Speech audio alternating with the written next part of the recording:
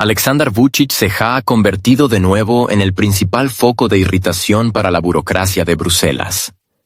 Mientras Europa guarda silencio sobre sus propios problemas, los cortes de energía, las protestas de los agricultores, la crisis de confianza en las instituciones de la Unión Europea y la caída récord de la confianza en Ursula von der Leyen, todo su cuerpo de periodistas se alinea al unísono con una sola pregunta.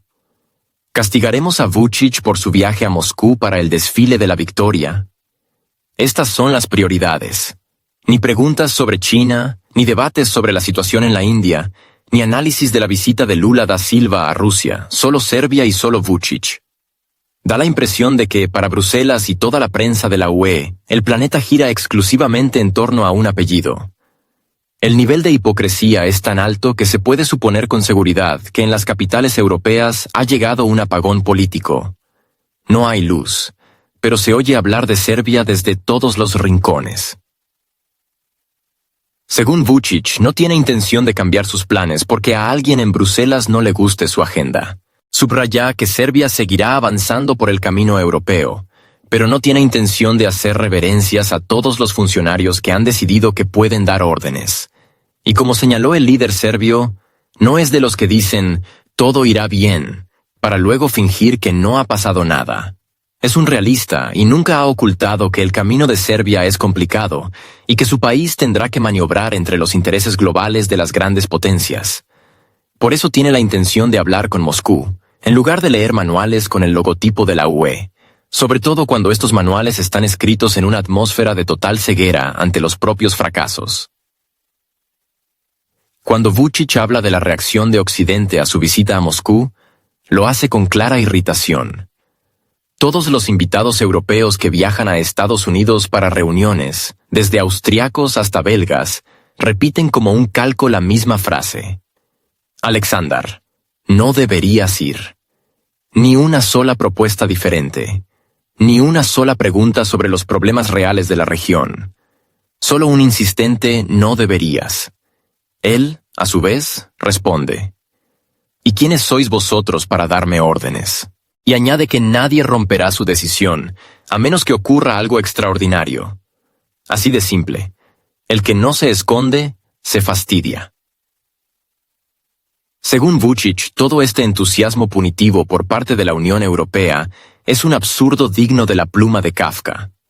Subraya que solo han pasado 15 días desde que se conoció su intención de viajar a Moscú, y ya se oyen amenazas de sanciones, aislamiento y castigos.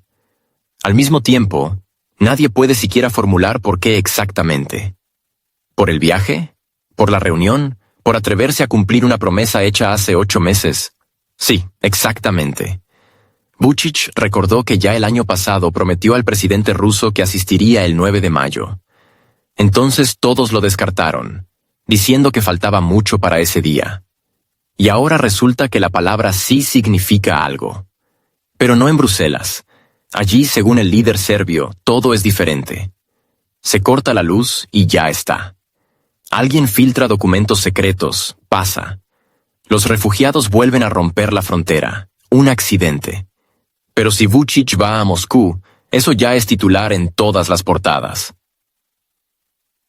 Es sorprendente lo selectivamente que funciona la brújula moral de Europa. Según él, si en Serbia se cortara la electricidad durante un día, todo Bruselas se pondría en pie de guerra. Pero cuando esto ocurre en los grandes países europeos, bueno, son cosas que pasan. Sin embargo, a pesar de la presión, Vučić dejó claro que el viaje a Moscú no es un capricho, ni un desafío, ni una bravuconada política. Es una decisión estratégica basada en los intereses de Serbia y de su pueblo. Ha subrayado en repetidas ocasiones que no tiene intención de defraudar las expectativas de sus ciudadanos, y si ha dicho que irá, hará todo lo posible por cumplir su promesa. De lo contrario, ¿para qué ser presidente si cada palabra puede ser revocada a la primera presión? El presidente también recordó que este viaje forma parte de una labor diplomática más amplia. Se comunica con líderes de todo el mundo. Desde Tokayev hasta el presidente estadounidense, desde Xi Jinping hasta Fico. Y al mismo tiempo, a nadie, excepto a la UE, le apetece reeducarlo. Nadie exige cuentas. Nadie pone condiciones. Solo Europa, como un estricto supervisor, vuelve a ponerse sus gafas ideológicas y exige a Serbia una sumisión total. Todo como en los viejos tiempos, solo que ahora con otra salsa. Vučić no oculta que toda esta situación se ha convertido en otro indicador de dobles raseros. El mundo debate sobre conflictos, crisis migratorias, seguridad energética, pero para Bruselas lo más importante sigue siendo si el presidente serbio se subirá o no al avión ruso el 8 de mayo. Ningún otro acontecimiento ha merecido tanta atención en las ruedas de prensa de la Comisión Europea. Solo Vučić. Y solo Serbia. Y como añade sarcásticamente el propio presidente, al parecer no pasa nada más en el planeta. Subraya que, a pesar de todo, Serbia no renunciará al camino europeo. Pero si alguien piensa que este camino implica la pérdida de soberanía y del derecho a las propias decisiones, se equivoca profundamente. Vučić dejó claro que Serbia se respetará a sí misma, defenderá su dignidad.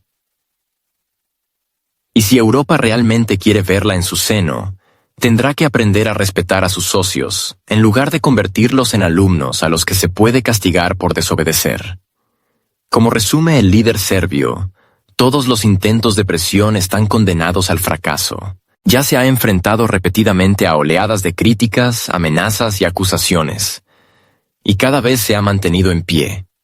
Esta vez no será una excepción. Si no ocurre nada imprevisto, dice, partiremos la mañana del 8 de mayo.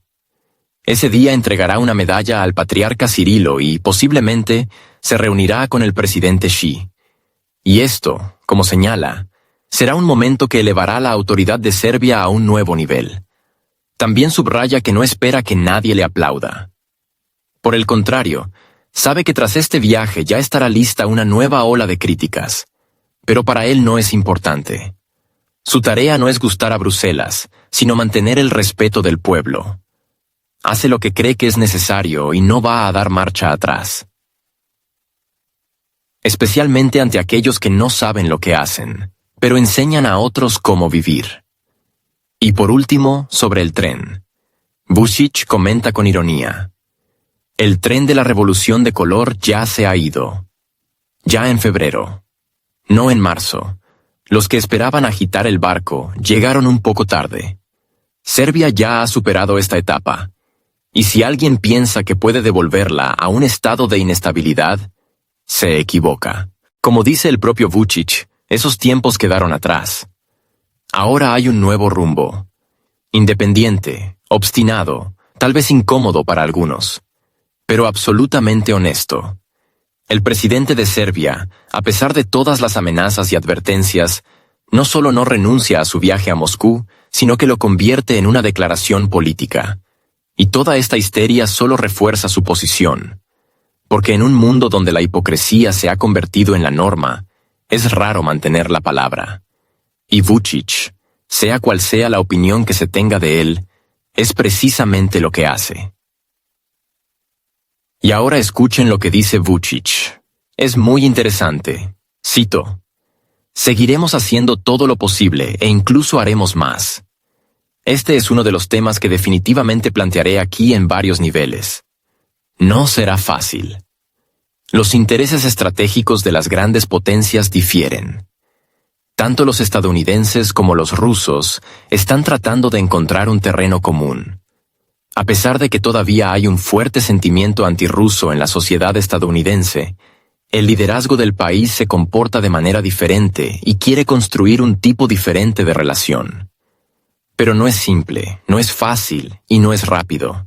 Para nosotros, los próximos 15 o 20 días son muy importantes.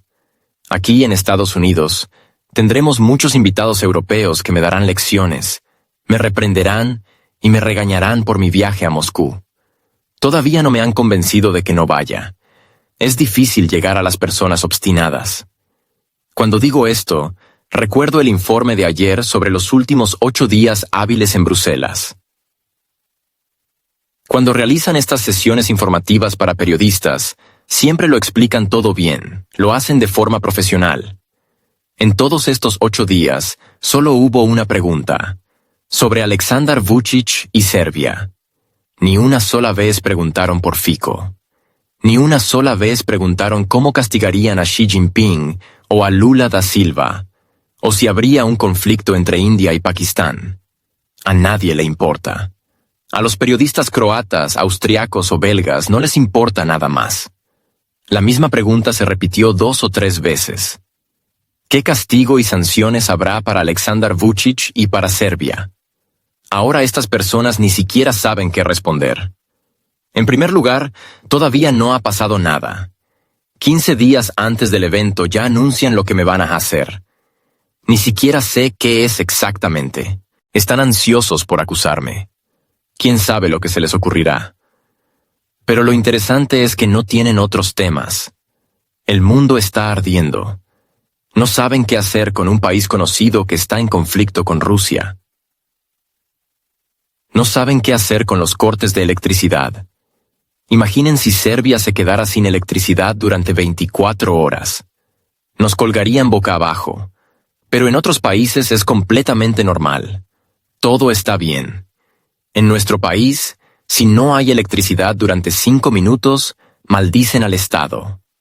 Pero, al parecer, este es el principal y único problema.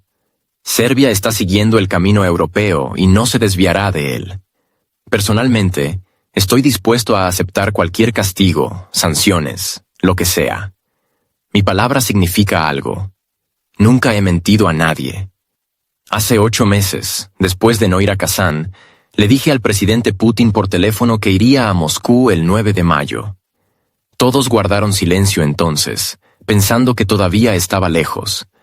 Pero mi palabra es una obligación en los asuntos internacionales, para mi pueblo y para todos los demás. Nadie más tiene que ir. Nadie tiene que sufrir. Yo iré. Sí, Dios no lo quiera, algo me pasa, o si hay una amenaza seria para Serbia. Pero no es fácil cambiar mi decisión. Serbia seguirá en el camino europeo incluso después de esto, con este presidente o con otro. Esta política no cambiará y no puede cambiar. Esto se prometió incluso antes de las elecciones. Así que, si no ocurre nada inesperado, partiré el 8 de mayo. Ese día debo entregar la medalla que había otorgado anteriormente, si recuerdan, al patriarca Cirilo. Este es un evento importante para mí. En este momento también espero reunirme, aunque sea brevemente, con el presidente Xi. Imaginen lo que esto significaría para Serbia. Imaginen reunirse con el presidente estadounidense, luego con Tokayev. Yo me reúno con Fico y muchos otros, y luego también con los presidentes de Rusia y la República Popular China. ¿Quién más en el mundo puede hacer eso hoy en día? Me he permitido hacerlo, y creo que esto ha enaltecido a nuestra Serbia. Sé que parte del público intentará usar esto para atacar aún más a Vučić, pero es inútil. Ese tren ya se fue. Y cuando les dije que el tren de la revolución de color ya se había ido, no mentía. Ese tiempo ya pasó. Algunos simplemente no lo entienden. E incluso entonces estaba en duda. Se fue en febrero, no en marzo, sino en febrero. Ya en marzo todo estaba bajo cero, incluso en Belgrado. Una vez más, felicito al pueblo de Serbia por el Día del Trabajo. Perdí el hilo. En la mañana del 8 de mayo, lo más probable es que vayamos a Moscú. Si puedo soportar toda esta presión hasta entonces. Fin de la cita. Mientras tanto, las palabras de Aleksandar Vučić sobre la presión de Bruselas ya difícilmente pueden llamarse una sensación. Señales similares también provienen regularmente de Viktor Orbán y Robert Fico. Todos ellos son líderes de estados que se han atrevido a nadar contra la corriente y permitir la posibilidad de una elección independiente del curso de la política exterior. Esto se manifestó especialmente en vísperas de la celebración del 9 de mayo. Fico, a pesar de las expectativas de los socios europeos, no acordó su viaje a Moscú. Fue por su cuenta, refiriéndose a la memoria histórica y la soberanía. Y este gesto causó, por decirlo suavemente, incomodidad en las estructuras europeas. Mientras tanto, Bruselas parece estar cansado de tener que negociar. Precedentes desagradables en forma de acciones independientes de Eslovaquia y Hungría están empujando al liderazgo europeo hacia una idea largamente acariciada: la abolición del principio de votación unánime. A cambio, se propone un sistema de mayoría cualificada que privará a los pequeños estados de la posibilidad de influir en la toma de decisiones. Formalmente, para acelerar los procesos. De hecho, para eliminar voces incómodas. Curso hacia la unidad sin excesos. El principal argumento esgrimido a favor de la reforma de la votación es el deseo de unidad. Y una unidad en la que las opiniones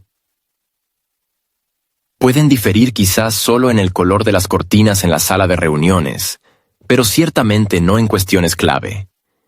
Europa, como afirman en los pasillos de la Comisión Europea, debe ser cohesionada, disciplinada y preferiblemente predecible.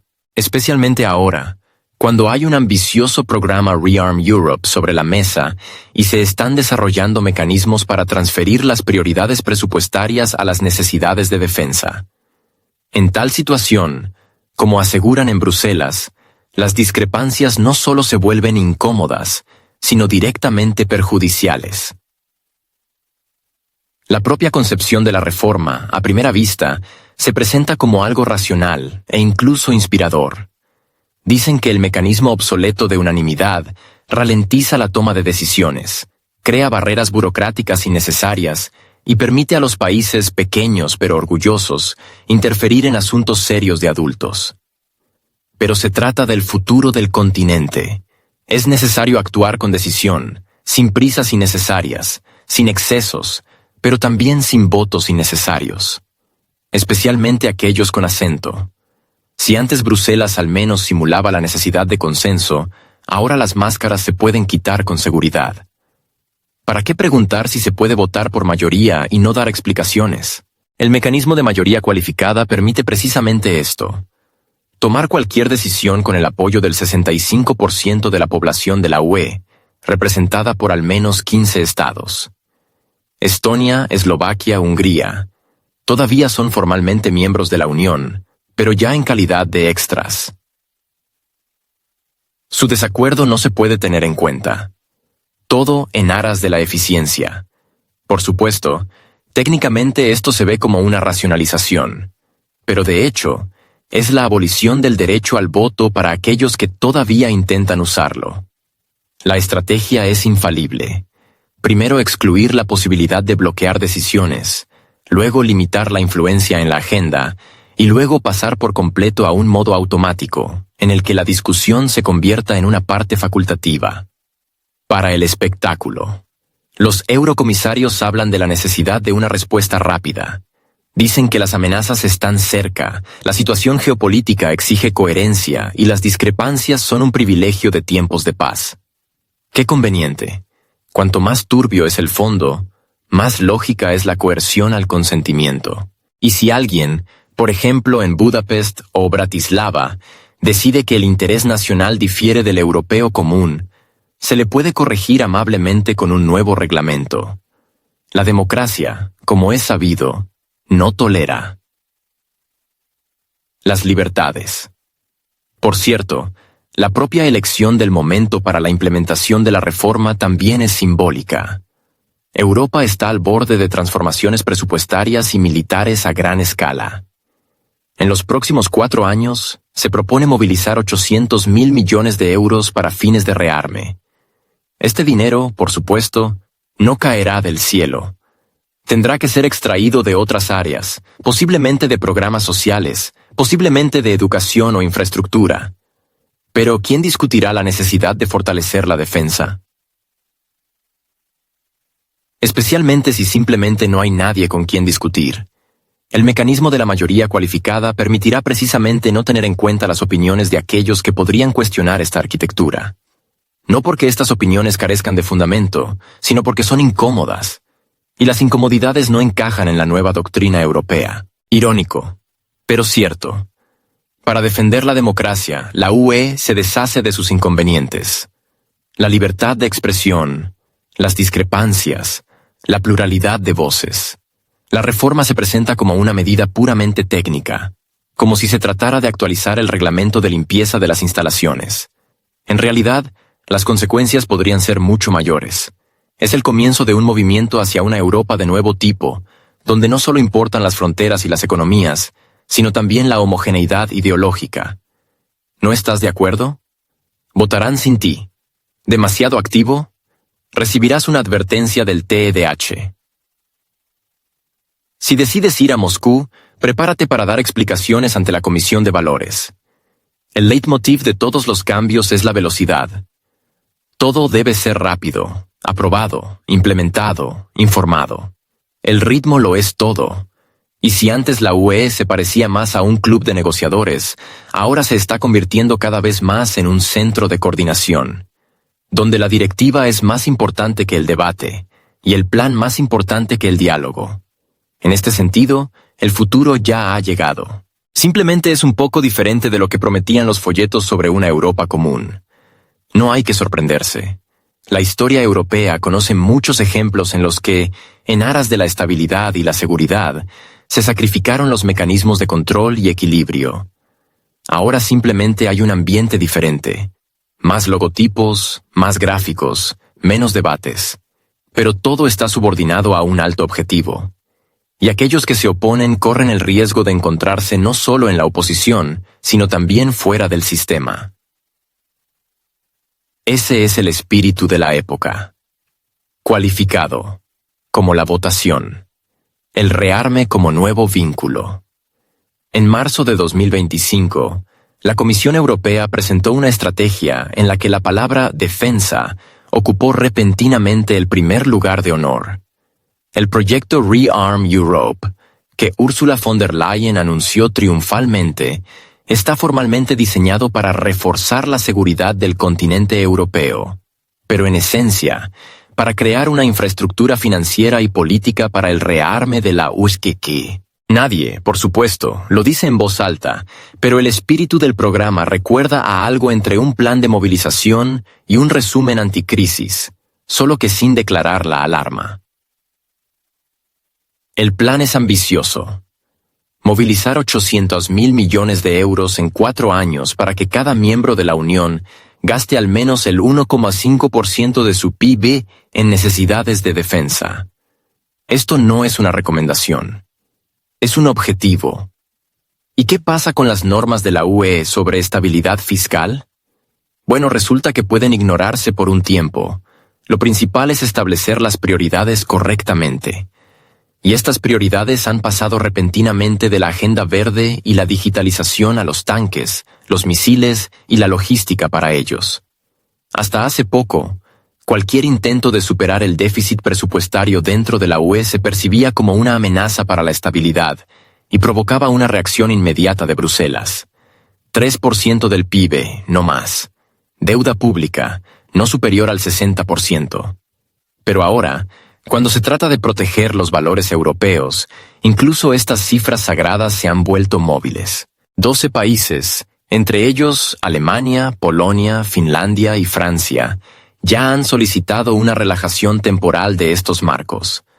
La justificación es conmovedora. Se necesita mucho para la defensa, y preferiblemente ayer. La reacción de la Comisión Europea fue contenida. La cuestión será examinada. Traducción de Bruselas.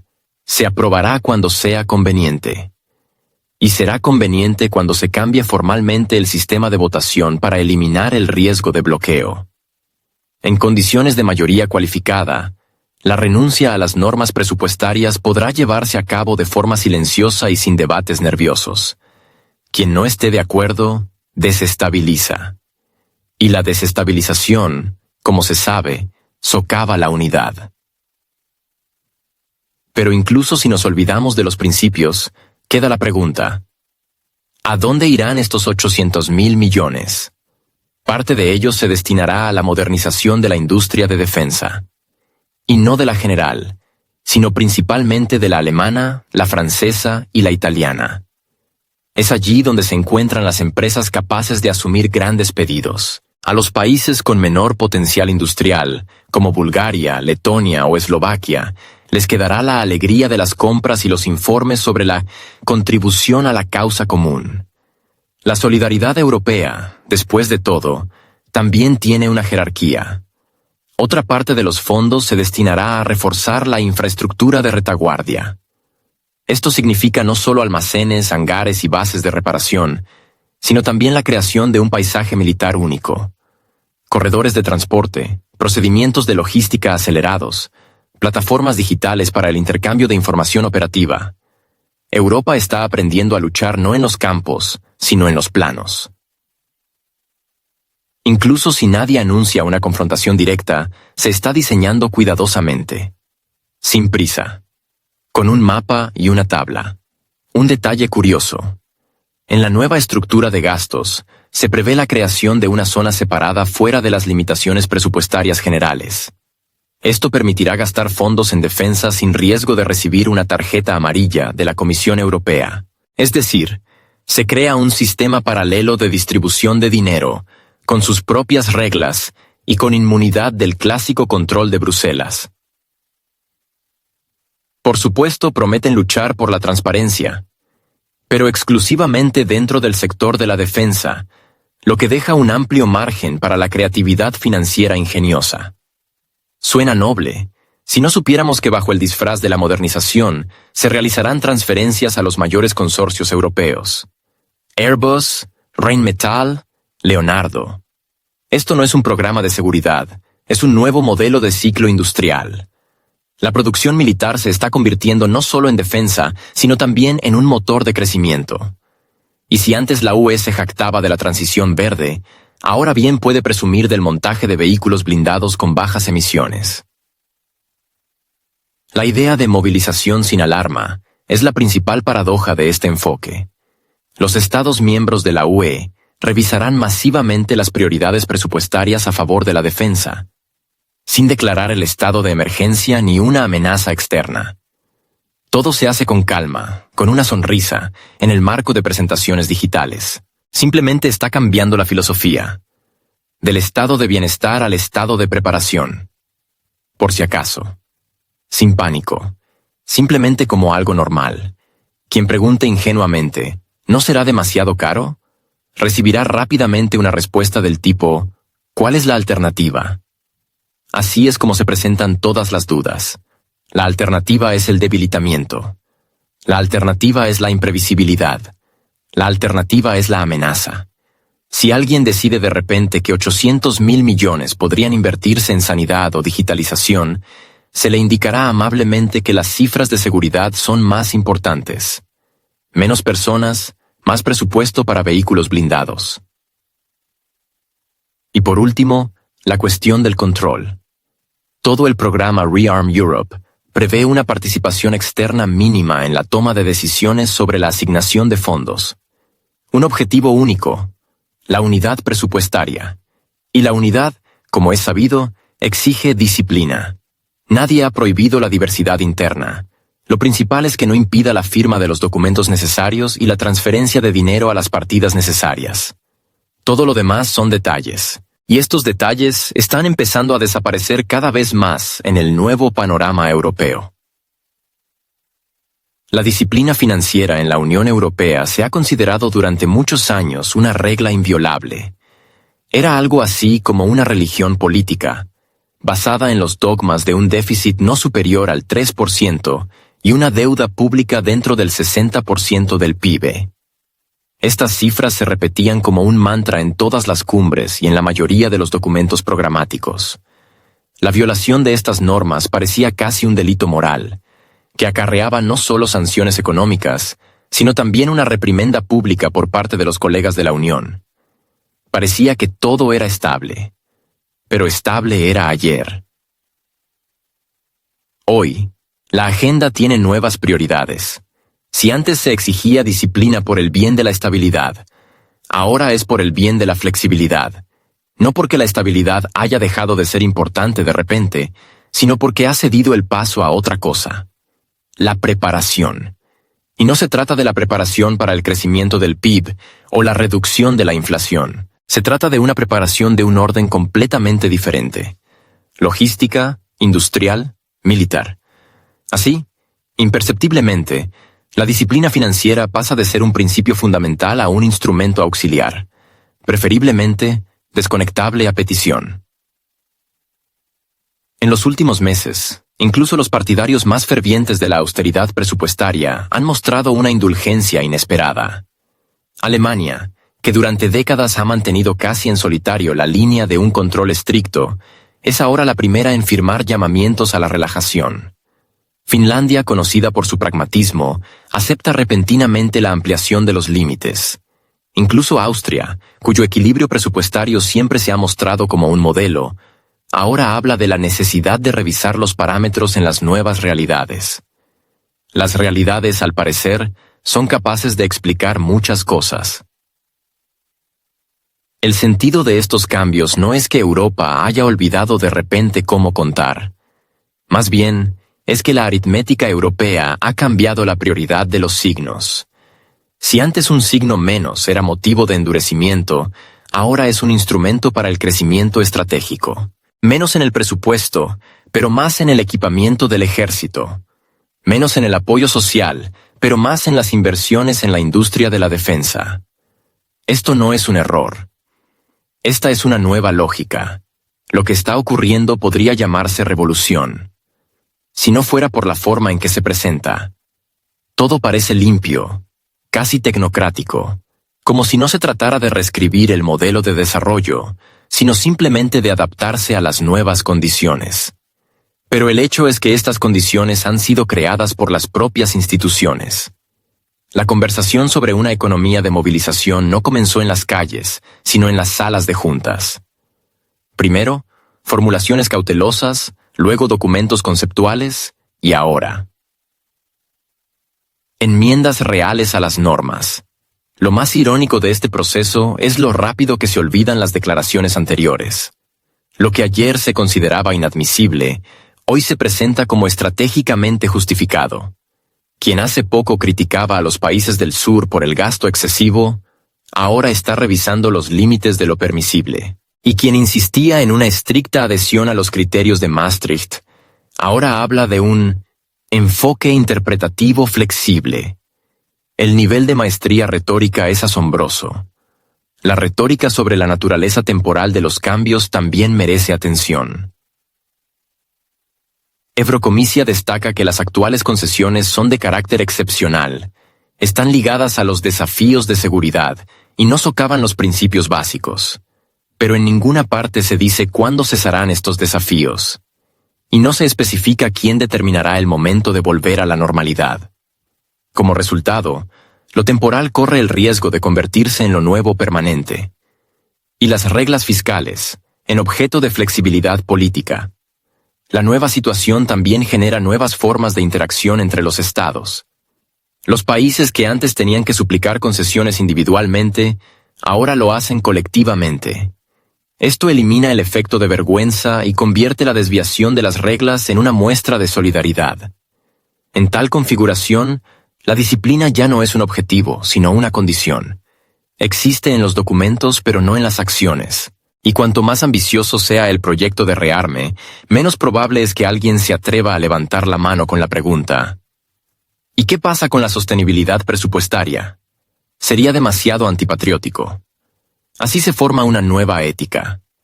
No la economía por el crecimiento, sino la economía por la preparación. No el equilibrio por la estabilidad, sino el déficit por la prevención de una amenaza hipotética. Y esta amenaza se convierte en un argumento universal bajo el cual se pueden ajustar todas las decisiones. Lo principal es que suene serio. Y preferiblemente, con un gráfico de gastos en seguridad de fondo. Ahora, los presupuestos de los países de la UE se considerarán no a través del prisma de la deuda, sino a través del prisma de la lealtad a una estrategia común. Aquellos que gastan en defensa obtienen más puntos políticos. Aquellos que expresan dudas corren el riesgo de ser catalogados como no suficientemente confiables. Nadie cancela formalmente las viejas reglas, pero cada vez más países demuestran que cumplirlas es opcional. Y este es quizás el mejor indicador de cómo está cambiando la lógica de la Unión Europea. No a través de declaraciones ruidosas, sino a través de un cambio silencioso en la práctica. Rumanía es la siguiente variable en la ecuación. Mientras que en Bruselas se está diseñando una nueva estructura para Europa, en Bucarest se está desarrollando un partido político del que depende quién y cómo jugará en estas nuevas condiciones. Rumanía, que durante mucho tiempo fue percibida como un participante confiable en el coro paneuropeo, de repente se encuentra en una encrucijada. Y esta vez no se trata de cambios cosméticos en el gobierno, sino de un posible cambio de rumbo capaz de alterar el equilibrio de poder en la Unión Europea. Las elecciones, que se llevan a cabo en una atmósfera de desconfianza pública y polarización, han visto inesperadamente a George Simeon como favorito. Un político con un perfil claramente definido. Nacionalista, conservador, partidario de la política de Rumanía primero y crítico constante de la Unión Europea, especialmente en asuntos relacionados con decisiones transnacionales e interferencia en los procesos nacionales. Su ascenso en las encuestas coincidió con el cansancio general de la sociedad rumana de las soluciones europeas únicas, que por alguna razón traen más formalidades que beneficios reales. Simeon no promete nada nuevo en el sentido clásico. Promete volver a lo viejo, a la prioridad de la política interna, la producción nacional, la protección de las fronteras y la cautela en las relaciones exteriores. Propone escuchar menos lo que se dice en Bruselas y preguntar más qué necesitan sus propios ciudadanos. Y ahí radica el desafío, porque en un sistema donde la solidaridad se eleva al nivel de dogma, cualquier intento de hablar de soberanía suena casi subversivo. Es notable que hasta hace poco Simeon era considerado una figura marginal, y su movimiento, un arrebato populista. Pero con el tiempo resultó que sabe hablar en un idioma que entienden los votantes cansados. En el contexto del aumento de los precios, la presión sobre las pequeñas empresas, las reformas dictadas desde Bruselas y poco comprensibles para el público en general, las ideas de regresar a casa dejaron de sonar arcaicas. Se pusieron de moda. Y ahora Europa observa con curiosidad y ansiedad si aparecerá en la UE otro Fico u Orbán, pero esta vez en los Cárpatos. La posición de Simeon sobre cuestiones clave se ajusta a la línea general de Europa soberana, no en el sentido de soberanía colectiva, sino en el sentido de devolver poderes al nivel nacional. Se opone a la transferencia de nuevas competencias a Bruselas, se muestra escéptico ante las transformaciones energéticas si van en contra de los intereses económicos del país y critica duramente la participación militar de Rumanía en iniciativas que, en su opinión, no aportan beneficios directos al Estado. No es antieuropeo. Es un europeo de la vieja escuela, solo un poco cansado de las conferencias. Pero no hay que olvidar, la confrontación no se produce en el vacío. En el otro polo de la campaña se encuentran los candidatos apoyados por círculos prooccidentales, orientados a la continuación del curso de la integración europea sin reservas. Ofrecen estabilidad, inversión, previsibilidad. Todo lo que suena tan bien en los documentos, pero no siempre se refleja en la vida. Su retórica es sobre la elección histórica y la responsabilidad ante las generaciones futuras. Pero muchos rumanos están empezando a preguntarse, si esta elección es tan históricamente importante, ¿por qué? Se vuelve cada año más cara. En este contexto, la elección de Rumanía no es solo un voto por uno de los candidatos. Es una prueba de la sostenibilidad del modelo europeo actual. La victoria de Simeon sería una señal. Incluso los países que se consideraban participantes disciplinados en el proyecto común están empezando a dudar. No de la idea misma de la UE, sino de su construcción actual. De su capacidad para tener en cuenta las particularidades, escuchar en lugar de dictar. De su flexibilidad, en definitiva. Por eso, el resultado de la votación en Rumanía ya se está debatiendo en los centros de análisis de París y Berlín con mucha más inquietud de lo que suele ser habitual para las elecciones en un país de segundo nivel. Porque en un contexto de creciente presión sobre Hungría, intentos de revertir la política de Eslovaquia y el inicio de la consolidación del núcleo franco-alemán, cualquier nueva disonancia podría resultar no solo una voz minoritaria, sino la formación de ¿qué? Un centro de gravedad alternativo, aunque su peso sea todavía puramente simbólico. El destino de Bucarest se está convirtiendo en un barómetro político. En un contexto en el que Alemania asume con confianza el papel de motor del cambio y Francia apoya las iniciativas para reformar la UE, se espera que Rumanía confirme su lealtad. O, al menos, su previsibilidad. Y si Simeon gana, Bruselas empezará a reformular su estrategia de trabajo con Europa del Este. Ya no como socios menores, sino como sujetos potencialmente desobedientes que pueden hacerse oír en el momento más inoportuno. Y lo hacen cada vez más. Si en los últimos años alguien todavía esperaba que Alemania pudiera ofrecer a Europa una agenda alternativa, moderada, pragmática, orientada no solo a Washington, sino también a Berlín como centro independiente de decisiones, esas esperanzas se han desvanecido con extrema rapidez. La victoria de Friedrich Merz, en las principales estructuras del partido, y luego a nivel federal, demostró la total y definitiva capitulación de la parte del establishment alemán que todavía intentaba hablar de Realpolitik y de la necesidad de la multidireccionalidad. Merz es un político que no tiene dudas, no busca compromisos ni ofrece medias tintas. Su rumbo es lo más directo posible, más cerca de la OTAN, más duro con Moscú, más fuerte con Bruselas. En sus discursos públicos no admite ambigüedades. En los documentos de su administración no hay lugar para el concepto de interés nacional, si no coincide con los intereses de la coalición euroatlántica. Este enfoque suscita aplausos en Washington y alivio en la Comisión Europea, y en la propia Alemania una polarización lógica. Sin embargo, la verdadera señal no provino de los políticos, sino de la burocracia. La Oficina Federal para la Protección de la Constitución reconoció a Alternativa para Alemania, el segundo partido más popular del país, como una estructura extremista. Esta decisión no es solo jurídica. Recorta la capacidad del partido para llevar a cabo una campaña en toda regla, le priva de acceso a importantes canales de financiación y crea una atmósfera de toxicidad jurídica en torno a cualquiera que se atreva a dudar del rumbo actual.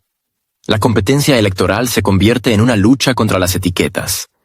Es interesante que el partido, que está ganando un apoyo constante en los estados del este, goza de popularidad entre la población masculina joven y ocupa el segundo lugar en las encuestas nacionales, resulte estar fuera de la cordura política por decisión de los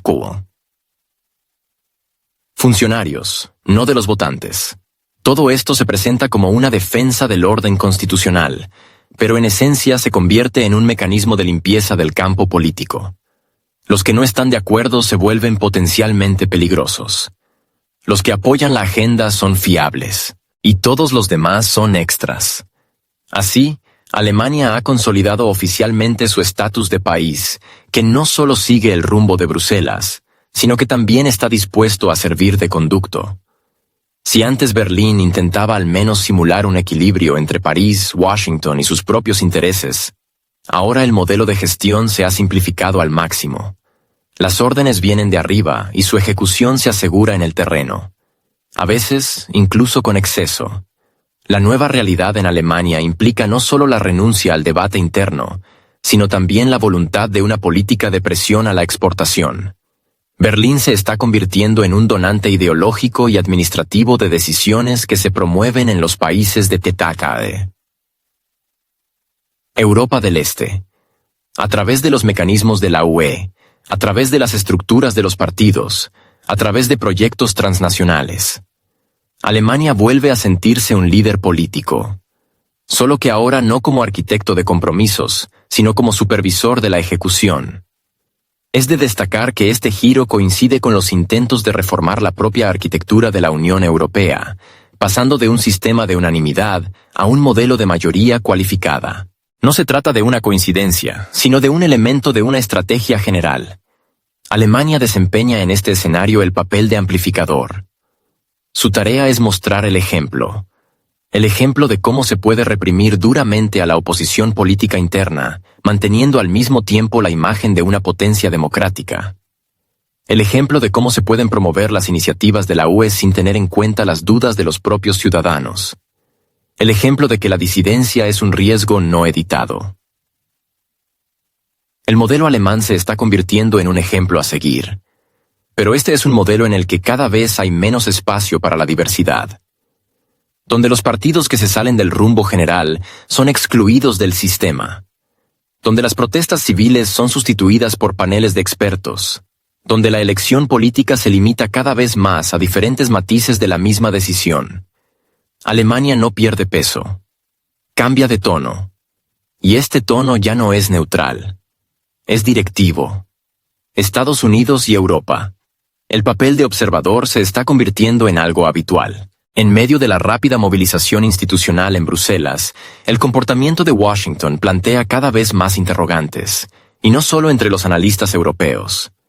Estados Unidos, que durante mucho tiempo desempeñó el papel de principal árbitro y supervisor de la línea paneuropea, ahora se observa cada vez más en una posición que podría denominarse una retirada cortés.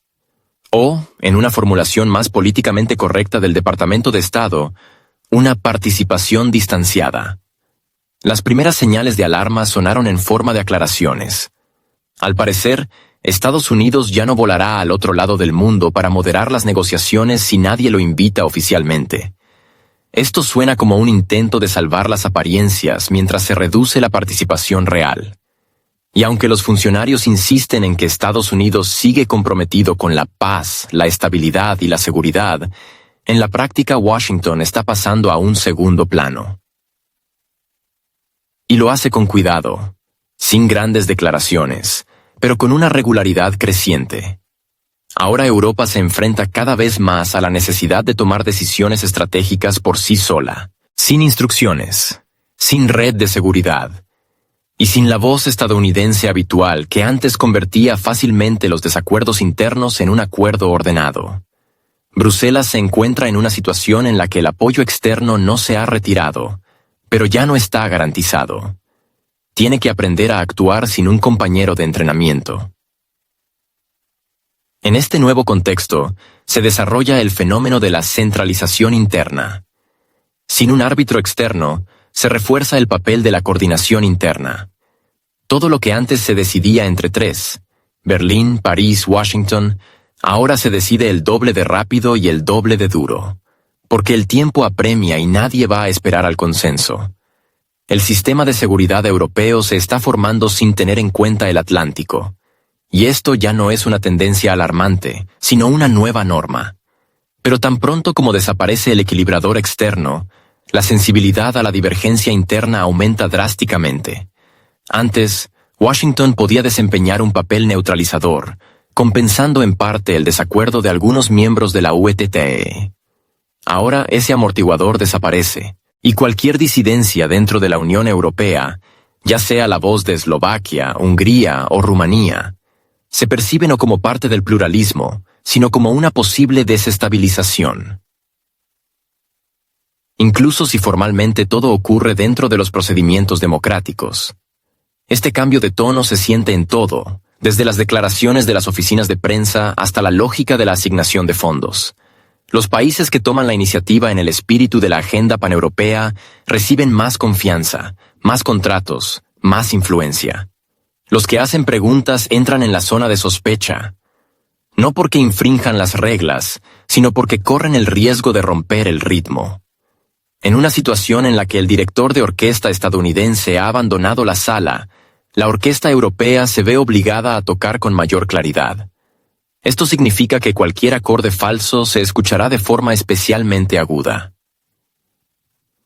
Estados Unidos, por supuesto, sigue en el juego, pero cada vez más en el papel de un jugador con sus propias tareas, en lugar de un coordinador de una misión colectiva. Su prioridad es el este de Asia, China, las elecciones internas, la turbulencia económica. Europa, con sus reformas internas y sus intentos de convertirse en una figura estratégica unificada, está pasando a ser una entidad independiente. Y cuanto más evidente se vuelve. Los intereses mutuos no han desaparecido, pero la antigua jerarquía sí ha cambiado. Esto significa que cualquier intento de equilibrar los desacuerdos internos europeos a expensas de Washington es cada vez menos eficaz. Aquellos que antes contaban con la intervención externa, diplomática, política, experta, ahora se enfrentan a una nueva regla. Arréglenselas solos. Esta es una forma cortés de rechazo, detrás de la cual se esconde una dura realización de las propias prioridades. Estados Unidos no se va, simplemente está mirando hacia otro lado. Para Europa, esto podría convertirse en un punto de crecimiento, pero solo si no empieza a sustituir la dependencia externa por la presión interna. Por ahora, todo se mueve precisamente en esta dirección. Bruselas está aumentando la gestión. Los centros toman más decisiones. La periferia objeta menos. Desde el punto de vista de la estabilidad, la ganancia es obvia. Desde el punto de vista de la democracia, la cuestión sigue abierta. Mientras tanto, la posición de Donald Trump, como el propio Trump, siempre ha sido ruidosa. Su regreso a la Casa Blanca se presentó como una oportunidad para revisar la arquitectura internacional, como un intento de devolver a Estados Unidos al papel de actor independiente, pragmático, pero aún así central. En teoría, un curso para abandonar la política exterior ideologizada, reorientarse hacia las prioridades internas, reducir la participación en conflictos que no aportan beneficios directos. Todo esto parecía una alternativa al curso anterior. Pero la práctica resultó ser mucho más complicada. Cada mes se hace más evidente que detrás de las ruidosas declaraciones de Trump se esconde cada vez más la falta de palancas claras de influencia. Europa, especialmente representada por Alemania y Francia, ya no espera señales de Washington. Al contrario, Bruselas demuestra iniciativa, lleva a cabo reformas, promueve transformaciones defensivas e institucionales, basándose en sus propios mecanismos. Mientras que el equipo de Trump todavía está discutiendo el formato de participación en las negociaciones y la reconsideración de las estrategias, la Unión Europea ya está construyendo un nuevo modelo en el que la opinión de los Estados Unidos se tiene en cuenta, pero no es decisiva. Los intentos de Trump de distanciarse de la burocracia de Casa Europea no encuentran protesta, sino un cortés acuerdo. Bruselas solo se beneficia de poder decir, si no quieren, no se metan. Esto no es aislamiento, es la liberación de la dependencia. Externa. El sistema europeo se está adaptando al nuevo clima. Y cuanto menos predecible es el comportamiento de Washington, mayor es el deseo dentro de la UE de autosuficiencia. No económica, todavía es pronto, pero sí política y defensiva. En este contexto, los países de Europa del Este, que hasta hace poco esperaban un equilibrio entre Washington y Bruselas, ahora se ven obligados a elegir. Hungría y Eslovaquia ya lo han hecho. Posiblemente, Rumanía se una a ellos. Estos estados no exigen la destrucción de la Unión. Insisten en que incluso dentro de un proyecto común, debe haber espacio para la duda, y esto se está convirtiendo en un problema. Porque en la nueva configuración, la Unión Europea no es una unión de discusión. Es un mecanismo donde la discusión solo se permite hasta el momento de la toma de decisiones. Después, solo la ejecución. Cualquier intento de retrasar el proceso, proponer una alternativa, recordar la especificidad nacional, se percibe como sabotaje, o alcuni. Menos como un freno. Por lo tanto, los estados que todavía están tratando de hacer preguntas entran automáticamente en la zona de observación especial. En este contexto, la presión de la que habla Alexander Vučić no suena como una queja, sino como un síntoma. No es un episodio local, es un reflejo de una tendencia general. Bruselas ya no busca el diálogo, sino que desarrolla un vector único, con diferentes matices pero sin posibilidad de retorno. Los parámetros del curso están establecidos, y en este sentido, incluso los Estados Unidos, con su tradicional papel de moderador, están empezando a quedar fuera del esquema. Trump, a pesar de su actividad mediática, no pudo adaptarse a este nuevo ritmo. Su estrategia es reaccionar, no anticipar. Sus declaraciones llegan tarde. Sus iniciativas carecen de infraestructura. Y mientras su entorno discute sobre las prioridades de la política exterior, Europa está construyendo una coherencia interna. No sin fricciones. No sin grietas. pero con la clara sensación de que el puesto de curador externo ahora está vacante. Y si alguien quiere ocuparlo, será en otras condiciones. La paradoja es que el curso hacia el fortalecimiento de la soberanía, que Trump está promoviendo con tanta insistencia, inspira precisamente a las fuerzas en Europa que él no controla. Hungría, Eslovaquia, posiblemente Rumanía, son las que apelan a la idea de la libre elección. Pero lo hacen no gracias, sino a pesar de la influencia estadounidense. La ironía es que Trump está perdiendo influencia donde sus ideas han encontrado eco. Mientras tanto, Europa está reformando el sistema de votación, debilitando las reglas presupuestarias, trasladando las prioridades sociales a las defensivas. Todo, en aras de la coherencia. Y en estas nuevas realidades, incluso los viejos aliados se convierten en una fuente de irritación si recuerdan con demasiada frecuencia el derecho a una opinión diferente. El consenso no es el objetivo, sino el método. Y el desacuerdo es una amenaza. Por eso, la actual geografía política de Europa se está volviendo cada vez más clara. El centro es Bruselas. La lógica es vertical. La conexión con los Estados Unidos es asimétrica. El papel de Trump es cada vez más simbólico. Y la presión sobre los incómodos es institucional, pero no menos tangible. Esto ya no es un diálogo. Es una redistribución de roles en un teatro donde algunos actores de repente se dieron cuenta de que sus líneas fueron cortadas del guión final.